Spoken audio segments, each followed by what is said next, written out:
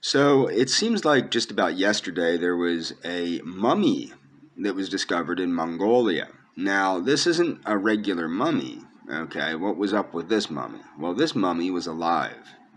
This mummy was a 200-year-old monk that was in a state of meditation.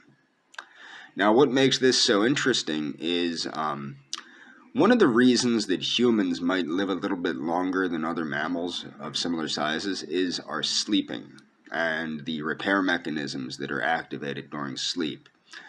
And meditation also seems to activate similar repair mechanisms, like DNA repair mechanisms and things like that, which is very interesting. It is very interesting.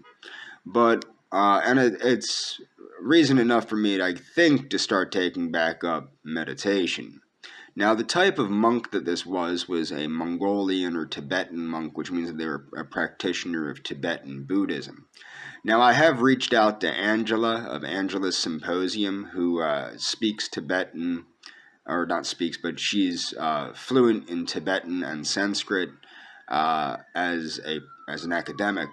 And I thought it would be cool if she made a video on this. She may or may not make a video on this, I don't know, but I think it would be really cool to see an academic standpoint on this because it is really neat.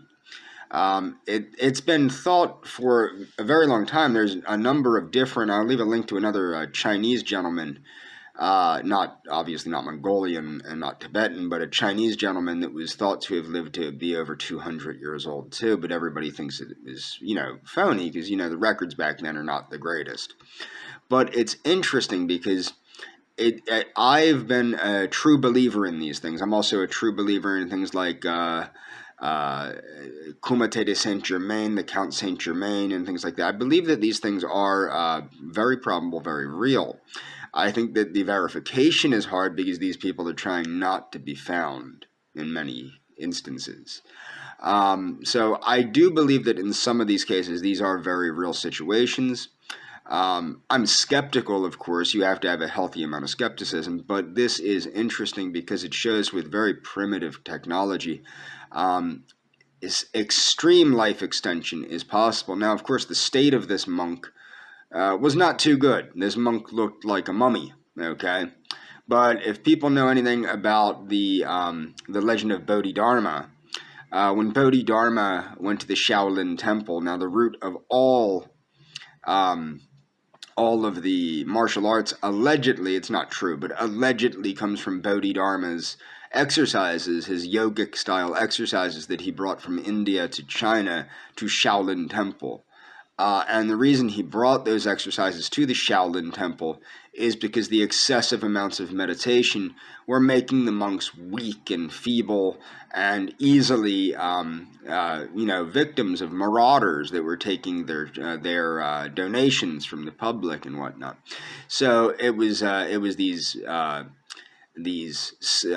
yogic skills, the 8 pieces of brocade that Bodhidharma brought from India to China to strengthen the monks due to the weakening of the excessive meditation.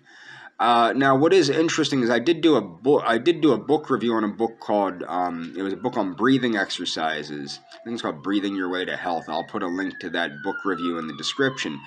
And even the gentleman that wrote that book, who was a doctor in Hong Kong, explained that when you perform Neikang or Neidan, which is the inner elixir breathing, which is most likely what this monk was doing and is doing at this moment right now because he's still alive, okay, which is really cool. This guy's over 200 years old, okay?